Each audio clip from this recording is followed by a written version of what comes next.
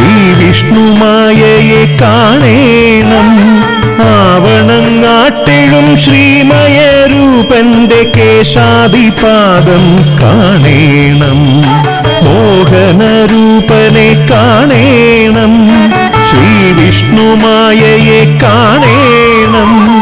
ആവണങ്ങാട്ടിഴും ശ്രീമയരൂപന്റെ കേശാദിപാദം കാണേണം. കേശാദിപാദം കാണേണം. ഭക്തരക്ഷ ചെയ്യുന്ന കലിയുഗവരദനായ പൊന്നുണ്ണി വിഷ്ണുമായ വാഴും മായാസദനം ശ്രീ വിഷ്ണുമായ കുട്ടിച്ചാത്തൻ സ്വാമി ക്ഷേത്രത്തിലെ അമാവാസ്യ പൂജ ഒക്ടോബർ 2 ബുധനാഴ്ച ഭക്ത്യാദരപൂർവം ഒരുങ്ങുകയായി.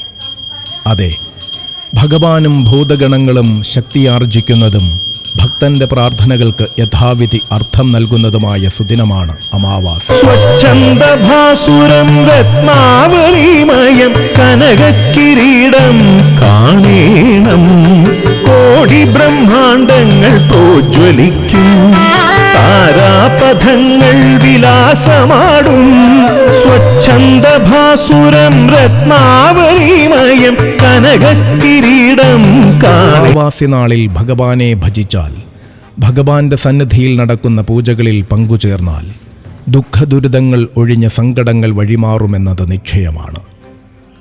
മായാസദനത്തിൽ വാഴുന്ന പൊന്നുണ്ണി വിഷ്ണുമായ സ്വാമിക്ക് കലശത്തോടുകൂടി ഉച്ചയ്ക്ക് 12 മണി മുതൽ നടക്കുന്ന ഈ അമാവാസ്യ പൂജയിൽ സർവാത്മന പങ്കുചേരുക ഭക്തമനസ്സുകളെ.